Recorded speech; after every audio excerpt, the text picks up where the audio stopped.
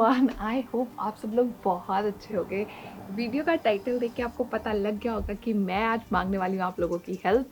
बहुत सारे सवाल हैं आप लोगों के लिए और आप लोगों की मदद चाहिए मुझे। मदद किस लिए चाहिए, तो आप में से कई लोगों को पता है कि हमने घर फर्स्ट टाइम ख़रीदा है, हम फर्स्ट टाइम होम बायर हैं। तो बहुत सारी चीज़ें हैं जिसका हमें कोई आइडिया नहीं है। हम जब भी कुछ नई चीज़ करनी होती है तो उसके बारे में पढ़ते हैं, लेकिन इस बारे में जिसमें मुझे आप लोगों की हेल्प चाहिए, मैंने इसके बारे में बहुत पढ़ा, लेकिन इंटरनेट पे इतनी सारी चीज़ें थी कि मैं कंफ्यूज हो गया एंड आई हैव डिसाइडेड कि आप लोगों की सजेशन से मैं ये कर पाऊँगी। सो मैं अभी जहाँ खड़ी हूँ वो है मेरा बैकयार्ड और मुझे बहुत सारे सवाल हैं, तो मैं अपने सवाल आप लोगों के लिए शुरू करते हैं and let's get into today's video. सो मैं जहाँ पे खड़ी हूँ इस टाइम पे वो यहाँ का पहला डेक है। तो जो मेरा सबसे पहला सवाल है वो आप लोगों से ये है कि इस जगह को मैं कैसे अच्छा बना सकती हूँ, कैसे सुंदर बना सकती हूँ। अगर प्लांट्स लगाएं तो किस तरह के लगाएं। अगेन मुझे कोई नॉलेज नहीं है और आप लोगों के हर एक कमेंट को मैं बहुत ध्यान से पढ़ूंगी, तो जो जो आपकी सजेशन है प्लीज़ मुझे बताएं। तो शुरुआत करते हैं पहली जगह से, जो कि है पहला डेक। जो यहाँ पे पहले रहते थे उन्होंने इस कॉर्नर पे रखा हुआ था बारबेक्यू और लेफ़्ट साइड पे 2 चेयर्स रखी थी। ये जगह ऊपर से कवर है और साइड से ओपन है, तो मैं सोच रही थी कि इस एरिया को मैं योगा के लिए यूज़ करूँ फ्रेश एयर में। बट अगेन अगर हम इस जगह को किसी और तरीके से सुंदर बना सकते हैं, please do let me know.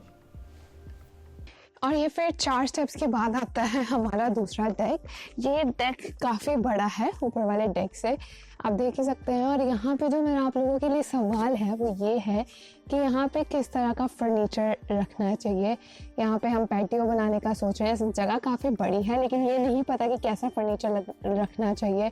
जब मैंने ऑनलाइन पढ़ा तो काफ़ी ज़्यादा था कि मेटल का फर्नीचर रख सकते हो या वुड का फर्नीचर रख सकते हैं। तो अगेन ये आप लोगों के लिए सवाल है, आप लोग मुझे बताएंगे और इस जगह को कैसे अच्छा बेस्ट यूटिलाइजेशन क्या रहेगी। और अभी मेरे सामने यहाँ पे काफ़ी सारे प्लांट्स हैं और आई एम श्योर प्लांट्स बहुत अच्छे लगेंगे, लेकिन इतना मेंटेन करना बहुत मुश्किल है। तो प्लीज़ वैसा बताना जो इजीली मेंटेन हो सके। जो अभी तक हमारा प्लान है वो ये है कि यहाँ पे कुछ सोफ़ा टाइप फर्नीचर रखें। और जो हमसे पहले यहाँ पे रहते थे उन्होंने ऐसा फर्नीचर रखा था वाइट कलर का, ये भी अच्छा लगता है।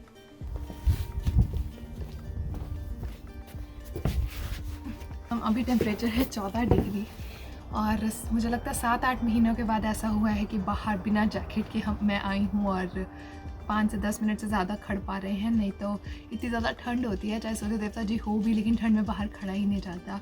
इसलिए यहाँ पे लोग समर्स की इतनी बेसब्री से इंतज़ार करते हैं। अब समझ आया कि लोग समर्स के लिए यहाँ पे क्यों इतने पागल होते हैं।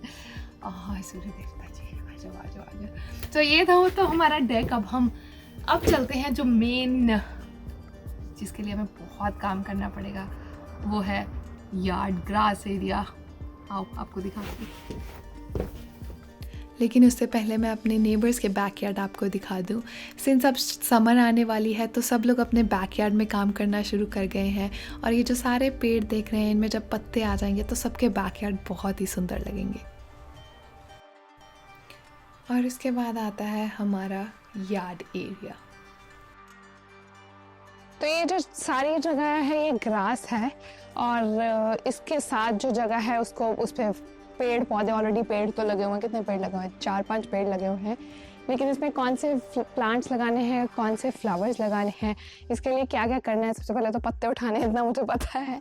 और ये एक एरिया है, बहुत बड़ा एरिया नहीं है बट अगेन बहुत छोटा एरिया भी नहीं है। ये मेंटेन तो करना ही है। इस घास को मेंटेन करने के लिए क्या क्या चाहिए।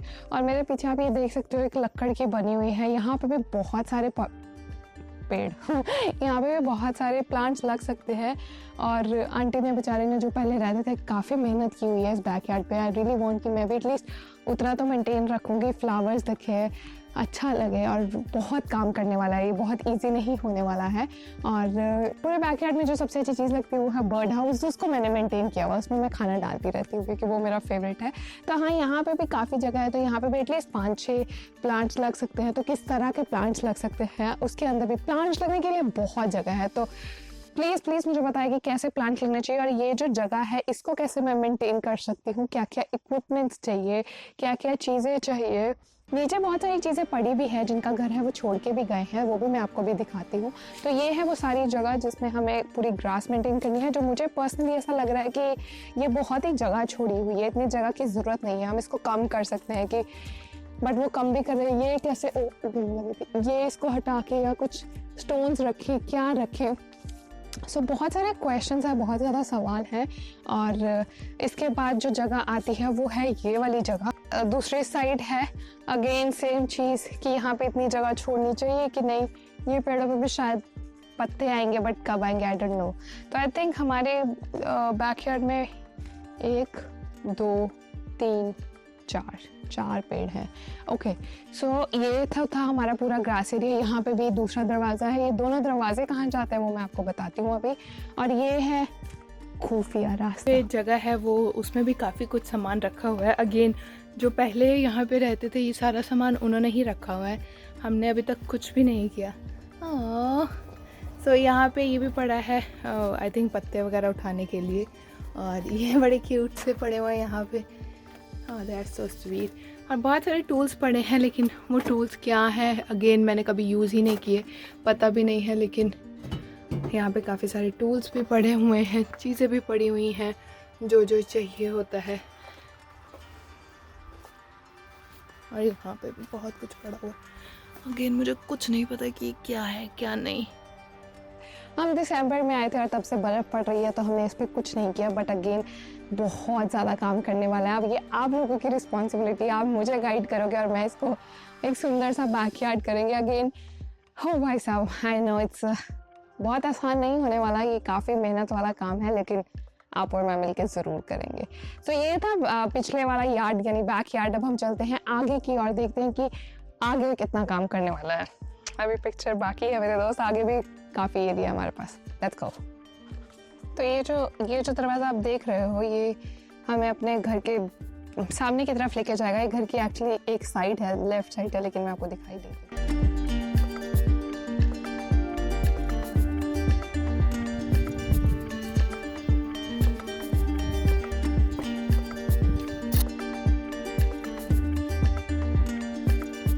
और ये है हमारा फ्रंट यार्ड। ये हमारे मेन डोर से ही शुरू हो जाता है, तो ये काफ़ी लंबा एरिया है। ये एक साइड है और ये है दूसरी साइड।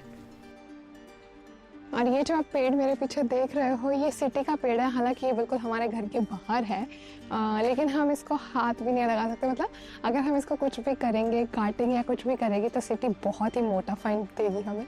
तो इस पेड़ को बहुत प्यार से ध्यान से पूछना है इस पेड़ को, ताकि इस पेड़ को कुछ ना हो, क्योंकि ये हमारा पेड़ नहीं है, ये सिटी का पेड़ है।